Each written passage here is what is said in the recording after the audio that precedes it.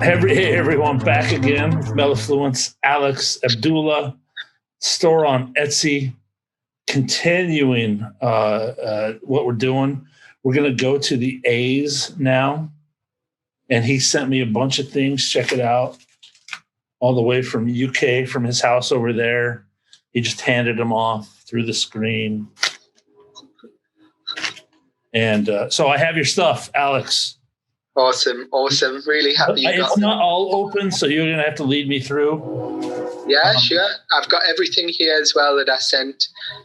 Well, let's just do a couple. Let's make a few weeks out of it. Sure. I did send you, I think, A, B, and C. Do you want to talk about anything special about the two attars that I got from you? And I paid for those, everybody. The Saffron Musk Imperial.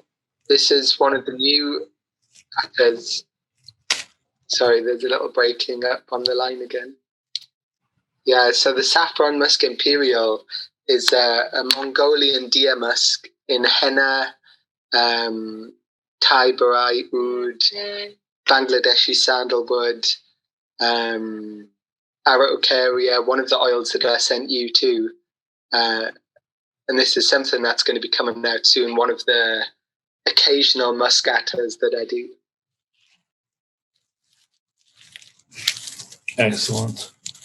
Anything else on those? I'm just getting these open while you talk. So awesome, this part 2 of the saffron musk. This is you've done this before, correct? Yes. It was one of the early attars that I'd made, and I'd just made a prototype of it, a small amount about 4 years ago. And with me having so many attars out, I just cycle back through ones that interest me. And this was one that I'd wanted to make for a long time. Somebody said they've had your saffron musk attar on the comments. Were they talking about a different attar? Oh, okay. I'm not quite sure. Okay. I made a very small amount a while ago, so somebody might have got a small amount of it. No, it's not up yet. It'll be up very soon. I have 5 new attars to put up, actually.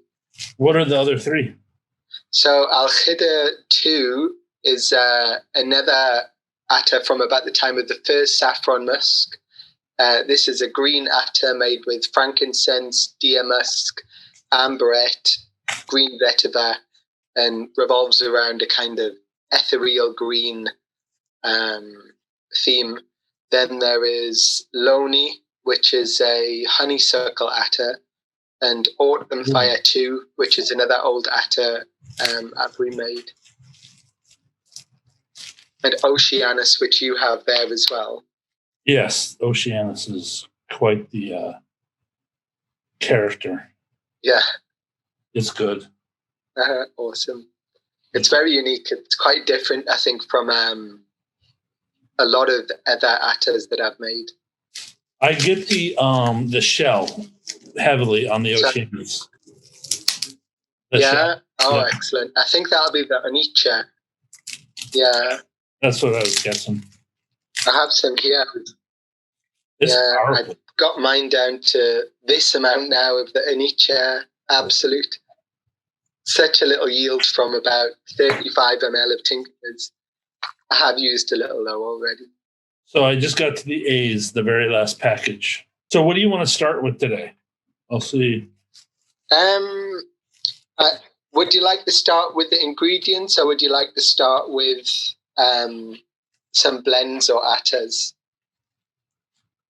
Did you send me blends or attars? We're covering your book, so what's the best intro to do? Attars? Talk about how attars are done? Yeah, sure. Yeah. Should I go get Oceanus and Saffron Musk attar? There's just another room. If you'd like to, yeah. If we're going to cover them, yeah, I'll get them. Let me just grab my book for... I'll probably put on Oceanus today since I've worn musk quite a bit. Uh-huh. So I'll put on the Oceanus.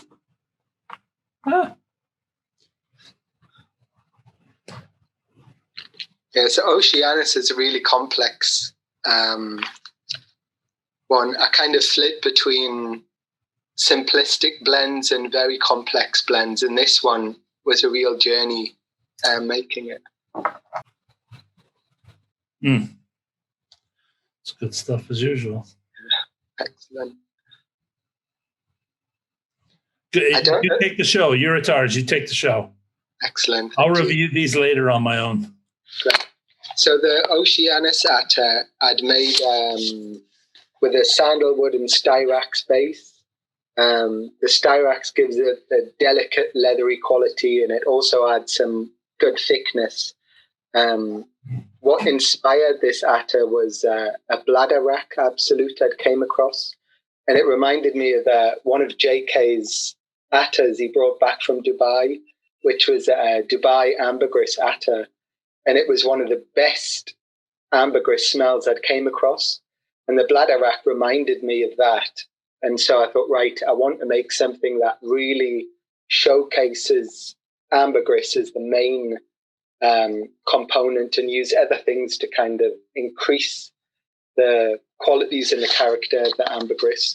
So the bladder rack is the first kind of addition to that. It brings that salty seaweed, ozone-like quality. And it really... Where do you get that material from? This one, I don't usually say all of my contacts where I get them from. No. What is it? I don't know what it is. Also, it's a seaweed. Seaweed. Okay. Yeah, type of seaweed. Yeah, usually when you get seaweed absolute, it can be from so many different types. Some have a really animalic, like umami scent. It's very savory, salty, kind of almost dirty facet to it, a bit like mushroom absolute. But this one was so clean, and I just thought it was perfect for enhancing the ambergris. So I'd used an Onicha absolute in that as well, which I'd sent you a sample of.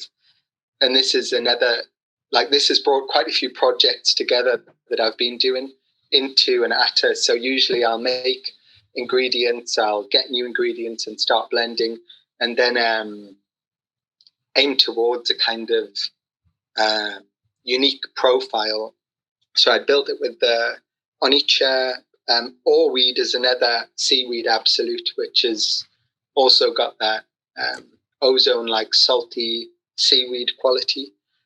Civet, Ruchus, gold ambergris, Kashmiri, deer musk, has a bit of pear, calendula, hyraceum. I mean, this has got almost 50 ingredients. Wow. Reading through it. And I didn't intend to do that. There's one thing that sticks, the shell sticks out. Mm-hmm. And there's one other thing that really, it's like a dark animalic. Uh-huh. I'll have to read the notes. I haven't read the notes. This is the first I've heard them. Right. I haven't actually listed this and made a description of it yet. Yeah, so it's yet to go up. Like I said, I have 5 attars waiting to go up, and I had a lot of ingredients to put up as well. So we got the frankincense one, and then what? Okay, yeah. Did you name all 5? Yeah, I think all 5 are named. Yeah, so there's 2 others are repeats, right? Yeah. Yes. Okay. Yeah. So Loni's a honeysuckle attar. Al-Khida is like a frankincense musk. Autumn Fire is like a rose vetiver with oud. Then you have the saffron musk imperial, deer musk, saffron, henna, and Oceanus, which is the ambergris and seaweed attar. Nice. And the seaweed's a secret. It is, yes. Okay. So we do have secrets. Okay, I'm learning. Yeah, we have a few. I learned how the game works. I'm learning. Like some people call me up and they'll drop me. I'm like, I already know all these names. Thank you. Yeah. Like anyways, but everybody will drop it at the same time. It's the weirdest thing. Dan was one of them. White Lotus was another, and I'm just like, you're like the 10th person to tell me in a week. Yeah. No, I'm not telling you my stuff. Quit. Leave me alone. Yeah, I share some of the main suppliers with a lot of my customers, but certain suppliers for rare materials are they're a source that's taken a long time to obtain, and it's quite difficult to get some of those materials. So some I do keep hush. Nice. Got it. Okay, well, let's go through some A's then. The book, we're in the book of A, I guess. Sure. What do So you- one of the really interesting ones, and I actually don't know a great deal about this oil yet. Working through the book, I've went through some of the common items, but this was something that was really surprising and interesting. It's I'm not even sure exactly how you pronounce it, but it appears Araucaria. All right, I'll look for that one. So it's a clear liquid. If you're looking for through the samples, it's a clear oil. This is something through. Did you put them in order? Because I put them all out here in order. Okay. What you know what I mean in your little packages? Did you have them ordered? Ada. I think I did. But I didn't actually put labels on the outside to say A, B, and C. Do you have it there? Ambrette. No, it's not the Ambrette, but we could do the Ambrette if you want. No, I'll keep it here. I'll find. I'll get both of them. Mm-hmm. I'm gonna get my glasses on then. I can't read. I know my writing is quite small too. So yeah. Anyway, this Araucaria. I found it right away. I just need glasses. So this one, I will share the source. This is from Atelier in the US. Oh, geez. So Mandy has some really amazing materials. She often has materials that excel whatever else you'll find of that same type, and really unique and rare materials. So she's a real go-to for some of the hard-to-get things. This was something I'd never heard of before. About 3 months ago, I got this, and it really surprised me. It's a wood essential oil, but it does not smell like a wood at all. It has a slightly distant woody base, but the open aroma is a bit more peachy, and then a little element of rose behind it. So it's a very light oil for a wood. It's got petrichor. No? Do you get a wet feel from it too? Wood yeah. You feel an earthiness to it. I love the ozone. Yeah, definitely. Yeah. In it. Almost like kind of dew on flower petals. It has that you kind can do of so much with waxy, wet. Yeah, it's beautiful. This is actually still, whenever I get a new material, it can take anything from 2 weeks to months, sometimes years, to feel like you intimately know it and like how to use it. There's something else in here that's it's the floral thing you're talking about, the rose, but it's something else. Mm-hmm. It's ozone. It's a beautiful ozone. Yeah, it's a very clean, pleasant. I get a soft peach kind of element out of it. Yes. But it's missing that fruitiness. It's just like a hint of peach. Now, so if you said it, sorry, I was busy opening. Where is this from? So this is from Mandy Aftel. No. The sort, how it's grown. Oh, okay. This is actually one I don't know a great deal about yet. This is a new material, just came in, something that perked my interest straight away, the interest in aroma and the uniqueness. So this is one I don't know a great deal about yet. Is it a wood? Do you even know that? Yeah, from what I gather, it's a wood oil, but this is just from memory. So being a little bit of a spontaneous thing today. I'm the three-way call with Mandy. Yes, she'll be able to tell you all about this, I'm sure. Oh, she might do it. She talked to me a bit. Oh yeah, I'd learned from her too. She's so experienced. Okay, Ambrette then? Can we move to Ambrette? Yeah, we can do the Ambrette. Unless you have more on that one. No, that is actually one I don't know a great deal about. Just a new material that's interesting. And so once we get the book, it'll be full pictures, full everything. That's it, yeah. And you're not going to put sources where you buy from in the book, right? It's more on. No, I don't think I will. It'll just be more about detail. But then again, that can also be helpful because all the different sources can have quite different absolutely smells to them. So yeah, I've got the Ambrette here. Did I give you the absolute or the CO2? It doesn't say. Oh, yours is Ambrettolide. Okay, so this is actually what I was going to discuss with these. There's some essential oils and musks that all share a similar character. Ambrettolide is an isolate of the Ambrette. So it has a lot of the qualities of Ambrette in there. But what you'll find is, and this is that rare kind of almost talc aroma that a lot of perfumers will use synthetic version of, and it is just incomparable to the natural. It's sweet. It's got a super sweet. Yeah. Something to really beautiful. That's like the real white musk. Most people will use synthetics for white musk, but this is the gold. So, like, there's different levels of isolates. Mm-hmm. Is this just, this smells like more than an isolate. It smells like it has a few facets in it. Yeah. Where there's isolates where it's just literally one facet of. That's it, yeah. Some are quite minimal and some have a bit more of a wide scent. So Ambrette, I believe, contains quite a bit of Ambrettolide. So when you have the Ambrettolide, it really takes out the nutty qualities of the Ambrette. So Ambrette on its own, the CO2 especially, is quite nutty. And it's not sometimes a note that you want in, say, a white musk type perfume. So Ambrettolide is a lot better of an option to take away that nutty element.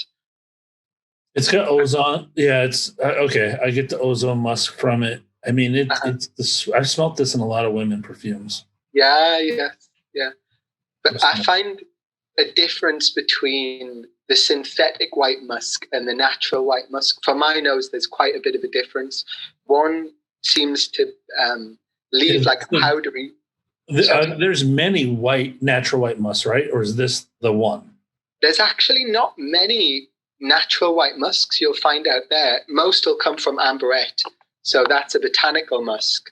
All your other musks are from animal origin, whereas Ambrette is one of the only, perhaps Angelica you could class in there too, or a few others that may fit those musky characteristics. But Ambrette is really like, it's so musk dominant that it's that one shining botanical musk. Was this a White Lotus one? That one, no, this was Hermitage one. Oh, okay. No, sorry, actually, the Ambrettolide was from Mandy Aftel again. The CO2 I got from White Lotus, and the Absolute I got from Hermitage.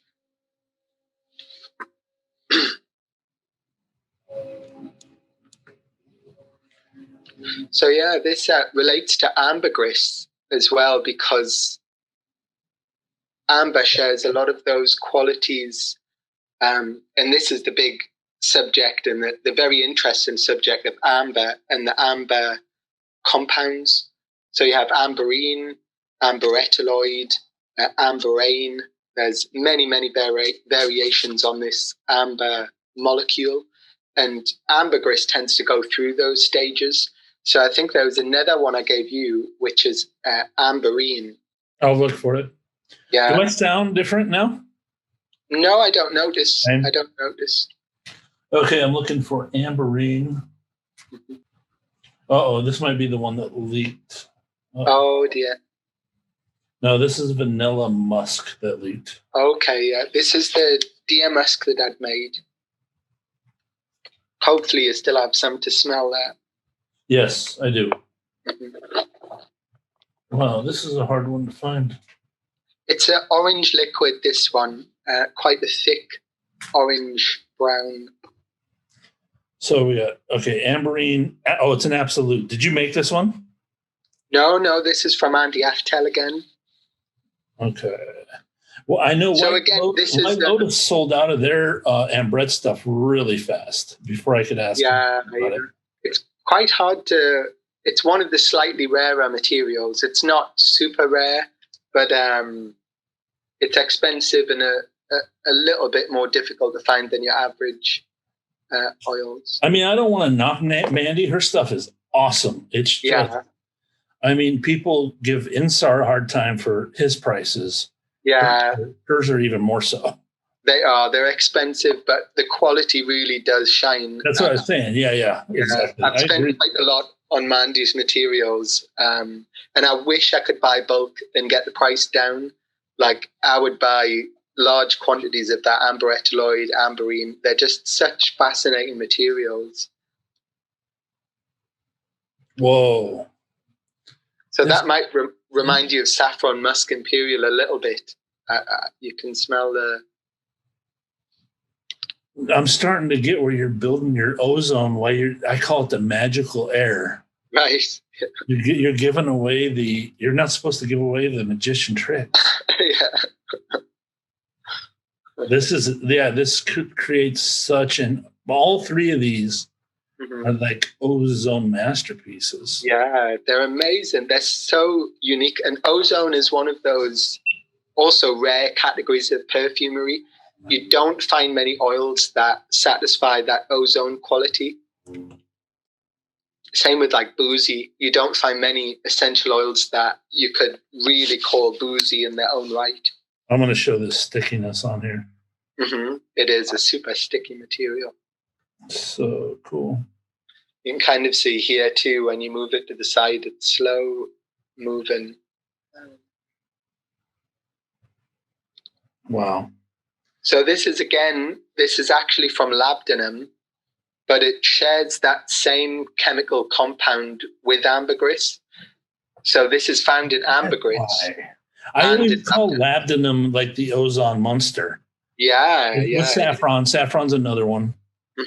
But I learned that early on in my reviewing, that labdanum. Your video posed a little distinct fire. Sorry, I'm getting a little delay again on my side. I've smelled this in a candy too, some kind of candy. Like it's got this candy smell to it too, with the ozone. Okay. Yeah, there's a nice sweetness to it. I use this for a red wine accord as well. It has that kind of deep mulled essence to it. Almost like cherry. There's also like a quality of cherry in there. They're very deep elements. Same with plum. It's that oudiness. It's got that oudy character, but with an oceanic kind of slant. Well, I'm not putting this video up until I buy some of this from her. Yeah. This is my favorite. I've been buying it for a while. So she seems to have a good stock of this. You never know. These videos have... So another one I think you stumbled across there when we were looking. So another one is the Amber Supreme Melange. And this, it's not an essential oil just on its own. This is a blend made to smell like what you'd expect amber to smell like. So when people look for like an amber perfume, there's a certain smell they're looking for. And it's not really the true ambergris. It's not the amber of Ambrette generally. It's this blend of like Indian herbs and spices with some musks. The formula will change quite often. Everybody will have their own formula of this. But this one was from White Lotus, and it's Amber Supreme Melange. Oh, you told me. You'll get that powderiness of the Ambrette, the deep, warm, ozone-like qualities of the Ambriene, hints of spices, cinnamon. So this is kind of the amber scent that people look for, but it's not actually a true essential oil. Oh, you have the big one. Very nice. Awesome. Thanks to you. Remember our text when they closed, everybody, sorry. They closed business. Yeah. Oh, excellent. I'm pleased you got it. I will pass yours on. Everything that you give me, I'll pass on to good people and let them know it's from you. Awesome. There's a smoky. There's a smoke in here. Yeah, like a kind of vanilla. You get some vanilla oils that also have that slightly smoky quality.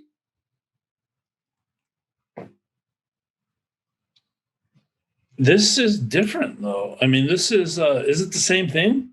Yours seems thicker. Did you do anything to it? This is like... Mine seems thicker than yours. Did you get the right vial, perhaps? You might have picked up another vial, because the one I have is quite runny. Yeah, this is the same Amber Supreme. You can see I just got a small one. Huh. Yeah, this is pure runny. But this is thick. Well, I'll show you. I mean, you can see look. Is it the right label, and does it smell the same? This one's this is Amber Supreme India, but look at the... Maybe it's the same. Yours smells more like an Absolute. Oh, okay. The sample, but they definitely have the same stuff in it. The smoky vanilla. Yeah. So that's vanilla, Ambrette, labdanum, and likely, yeah. The sample is more smoky than this. Oh, okay. Could be a different batch. I mean, could be that. Could be age, because I know all of his stuff just got bought up, so I might have got the newest stuff. Possibly. Yeah. This was slightly older, possibly. I know smoke would develop over age. I can see that. Yeah, for sure. Yeah, I think vanilla is it matures very nicely as well. So it could change quite a bit over a year. I mean, it's funny how all these A's kind of work together. Yeah, this is what I was trying to kind of put forward. Okay. And one of the last kind of pieces of this amber puzzle is Cistus. So if you could find the Cistus oil or the amber sweetie, excellent. So this is quite a different profile, but you'll recognize a connection there. Very strong oil as well. So what is Cistus? Because I thought that's rock rose as well. Yes, it is. Yeah. So labdanum, cistus, rock rose are all the same things. So the name cistus is usually given to the essential oil, and the name labdanum is usually given to the absolute. They smell so... But they're actually from the same thing. It's a bit like petitgrain, neroli, orange blossom. They're given different names for different parts used. But it's actually the same parts used, just a different method of extraction. Well, I have something called rock rose, and it smells so different from anything. Yeah. It's almost barnyard. I would say it kind of typifies a barnyard scent, but it also has resinous qualities that are quite unusual because they're all high-pitched instead of low-pitched like labdanum. This has got like a eucalyptus flair to it. The cistus, amber cistus. Oh, okay, interesting. Like eucalyptus leaf. Yeah, it's got a very penetrating quality. Not the menthol part of eucalyptus, not the camphor part, but the green part. Oh, okay. To my nose. Yeah. So cistus is this one is called amber sweetie, and cistus is obviously the rock rose plant distilled, and it gives a very high pitched barnyard animalic resinous note compared to the labdanum, which gives that really deep red wine kind of almost tar like quality to it. And these are pieces of the kind of amber puzzle. Labdanum's on one side of the extreme bass notes, and cistus is on the high side of those kind of extreme penetrating notes. And you have your Ambrettolide and your Ambrette and your Ambriene, which all can combine together to make a really nice amber blend. And of course the ambergris as well, which is the kind of final piece of the puzzle, the real amber of old. There's also another one that came to mind, which is a plant called Liquid Amber orientalis. This is a shrub which also gives a really ambery aroma. Nice. And again, that's the one that has the scent that's closest. People call this styrax as well. And it has that vanillic quality to it, sometimes leathery, sometimes more powdery and deep, depending on the extraction.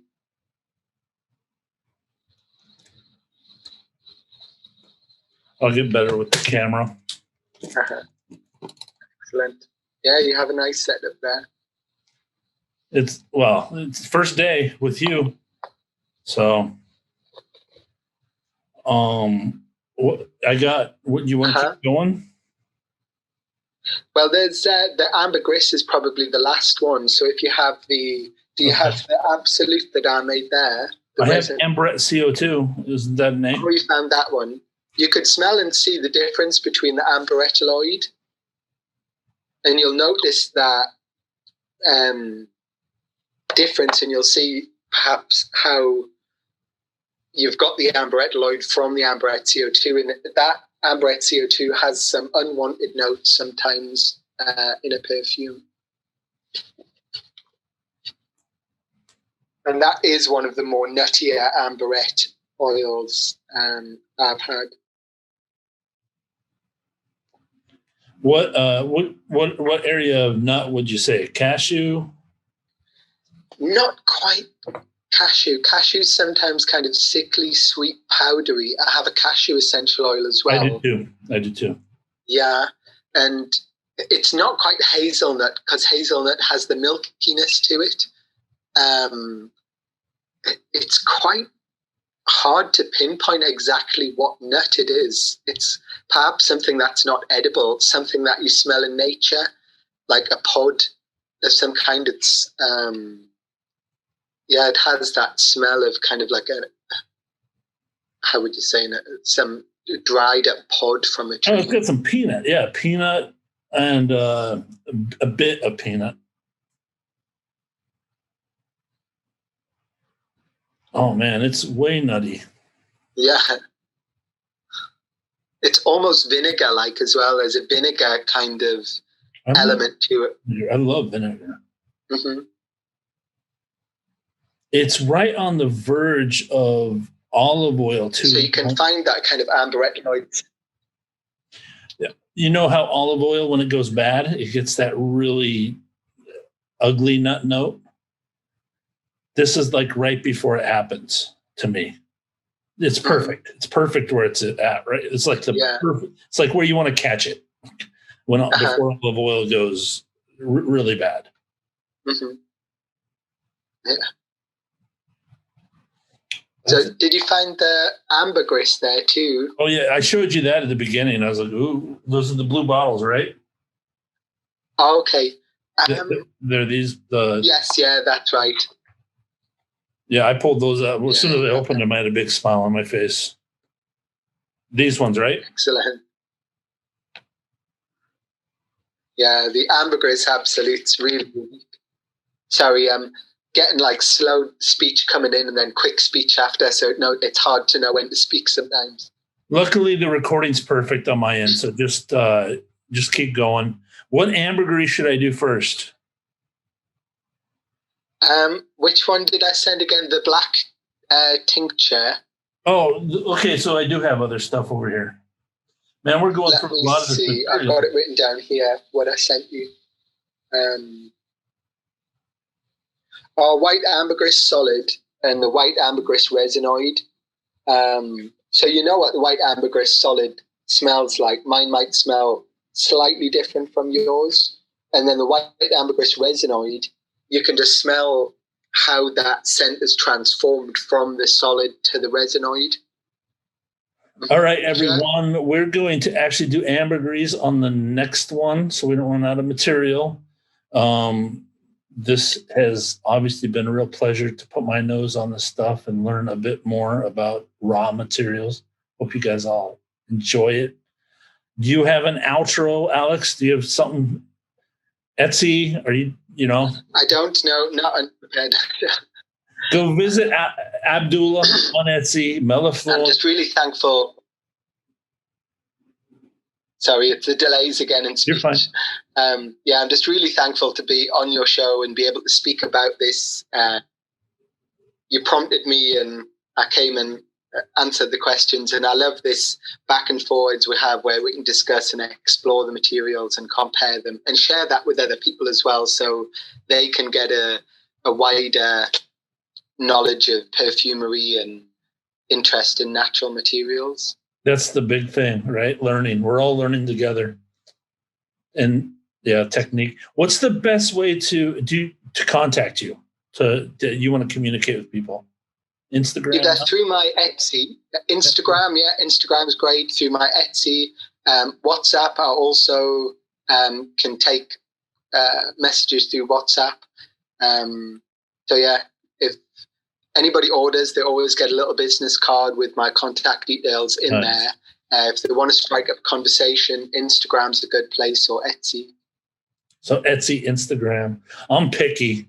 I like Instagram, but some people just don't care. I mean, I didn't know I had places to contact me, and they found them. And I find messages 3 months old sometimes. From Antonio Gardani, I found a 3-month-old message. I was like, no, I didn't, because it's one of my favorite perfumers. Anyways, everyone, love you guys. Love from the channel. Be blessed. All right, Alex, we're done.